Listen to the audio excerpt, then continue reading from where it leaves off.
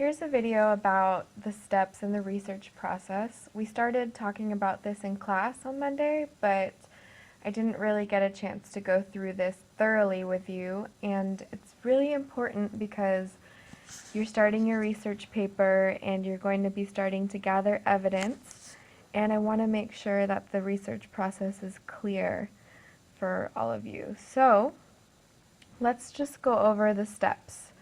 Step 1 was to form a research question. We discussed this in class. So the broad research question that was assigned was, what are the effects of marketing and labeling? And as we determined, this is too broad. You can write a whole book about this subject, so we need to narrow it down. But first, we wanted to brainstorm the different articles and books that we had read so far that kind of addressed this specific question. So I've got Don't Blame the Eater, I've got The Omnivore's Dilemma, Organic Fable, and Food Marketing and Labeling, which is the article that you guys have been assigned for this week. So in all of these articles, and especially in Omnivore's Dilemma, you can find information about the effects of marketing and labeling. So narrowing down the research question, that is step 2, right? You need to write a 4 to 5 page research paper. So we brainstormed in class some ideas for something that's a little bit more doable in 4 to 5 pages, more specific. Some things we came up with were marketing and the influences on children, organic labels and how they deceive consumers, the fast food labels, which we read about in Zinczenko's article, how they also deceive consumers, obesity as an effect of marketing. You could also just talk about the population's health as an effect of marketing or related to marketing. And stories, marketing stories, and how they affect consumers. These are just some examples. You don't have to choose one of these topics. There are many, many different topics that can be derived from that broad research question. So I want you to choose a topic. You can write that down on your handout right here. Let's go on to step 3. So this is actually your homework for the forum, which is due Friday, by the way. So you've got to look at your focused research question and determine, you've got the topic, the organizational focus, your audience, and purpose of your research paper. So these are a couple of things that I added. As we've been working more on reading comprehension, we've been trying to identify why the author is saying what he or she is saying and who they are actually gearing their argument to or towards. So you have to think about this too, because you're writing a paper with purpose. You need to think about why you're writing it and who it's intended for. So you're going to think about the subtopics for your topic. The organization can be, as we talked about, compare, contrast, cause, effect, problem, solution, process, illustration, opinion, argument. And then I also want you guys to note down the different kinds of information you're going to need to research for your specific topic. This will help guide you when we go to the library and we start putting different phrases and words together in the search engines, okay? But again, this is the forum, and I have a really specific example of what I expect for step 3 at the forum, okay? Here we are, step 4. This is the most important step, gathering evidence, okay? So we've already read a lot about marketing and labeling, so you can go back and reread some of the chapters that Pauline wrote and just the different articles that discuss marketing and labeling, and you want to gather the evidence and keep notes about it. I created a Google Doc template for you all, and I think it's actually pretty nicely organized for you. It has your thesis and a spot for your subtopics, and below the subtopics you can write your notes. Just a little note about subtopics.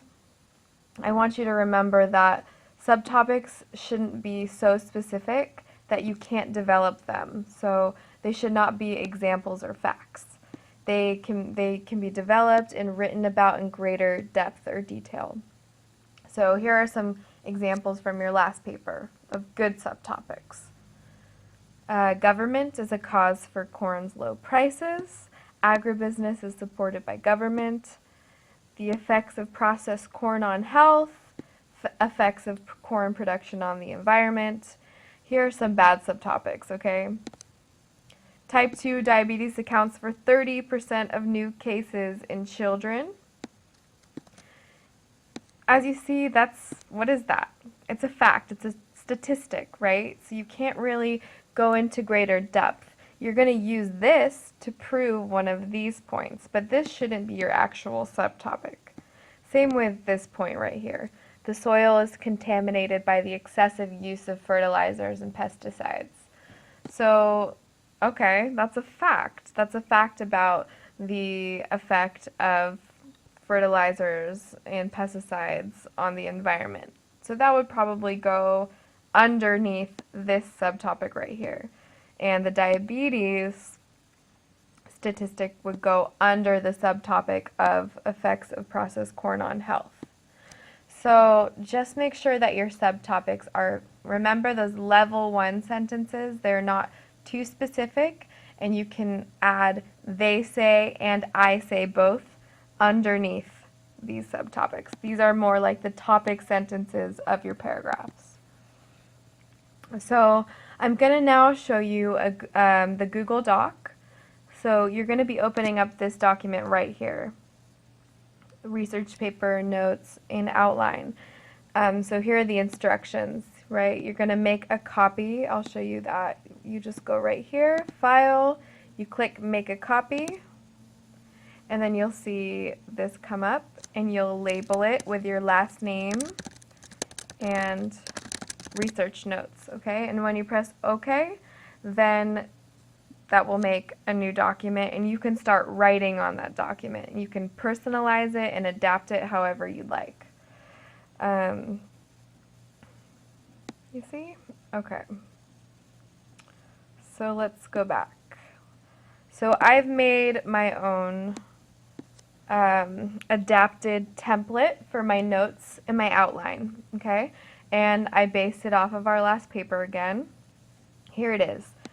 I've got the thesis statement on top, which is going to be your narrowed down research question. Agribusiness and government work together to mass produce corn. As a result of overproduction of corn, there are negative consequences for the environment and for people's health. So now I've got my subtopics listed. You can have more than 3. You can have 4, 5, 6, okay? Especially for your note-taking. It's more loose than an outline. You're just trying to organize. It's a preliminary organization of your research. So I've got corn is everywhere.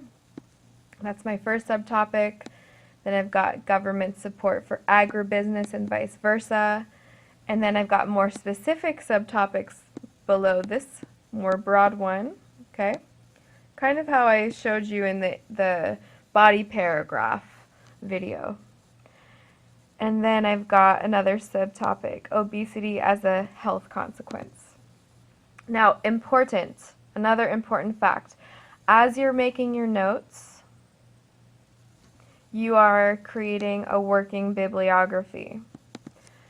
In a research paper, you are gathering evidence from lots of different sources to prove your point, okay? So you're going to need all of this information listed here for each one of your sources, and you're giving credit to each of your sources throughout your paper. Remember, if you're borrowing an idea from another source, you have to put the author's name, and you have to note where you got it. And all of that information comes at the end in what's called a works cited, okay? So here on this note-taking document, you're going to put all of this information in different colors for different sources. So I've got Zinczenko in red. You need the title and the subtitle. You've got the author. You've got the source, New York Times. The type of publication, is it a magazine, a book, a web page? This is a web page, so then I include the URL. The publisher, I don't need that, okay? It's not a book. Page or paragraph numbers, I don't need to include that. I put the date of the publication down, okay? And then the date that I accessed the source. So I'm going to go ahead and let you guys do that for Michael Pollan. I got you started there.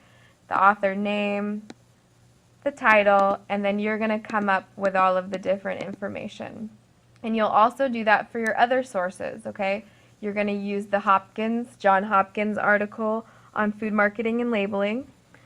And then in a different color, you can add source number 4, source number 5.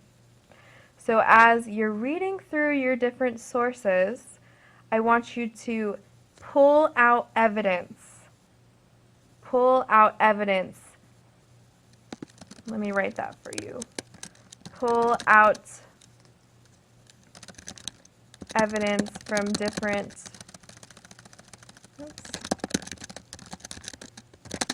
and place it under the appropriate subtopic. And keep it in the same color as the source, all right? So corn is everywhere. As you remember, Michael Pollan, that source number 2 was in blue. So I'm going to write all of the evidence I get from Pollan in blue. More than 80 million acres of farmland are planted with corn every year. That proves, that shows corn is everywhere. That's a quote, right? Okay, good. So I've got some more. And this is a paraphrase of a fact from Pollan, okay? This is going to give authority to my argument. This says, the industrial farm animal producers are the main beneficiaries of the government farm bill. They get subsidies for corn. That comes from Pollan. I've got another quote here showing how agribusiness is involved in government. And I'm going to be adding, as I read different sources, I'm going to be adding in different colors, okay? So Zinczenko says da-da-da-da-da-da. Okay? And then I did add some points from Zinczenko down here. Obesity as a health consequence, I added a paraphrase from his article. American kids are vulnerable to type 2 diabetes. And then I added a statistic. They account for 30% of new cases. Okay, so this is a very essential, crucial step. Compiling all of your evidence into this document. Okay, let's go back to the steps. All right, so we've talked about your working bibliography. The next step is the outline. So your note-taking is just a way for you to gather all of your evidence and have it together on one document. But when you organize it, then it becomes an outline. So here's a way to do that. You want to choose from your notes the best evidence that will best support your point. You're not going to want to use all of the evidence, right? It's probably too much. Choose the things that are the most relevant, and you can interpret, you can add I say to, right? Your opinion to. Put your subtopics in a logical order.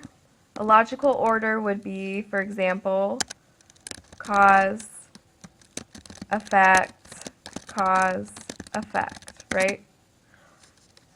Cause, effect.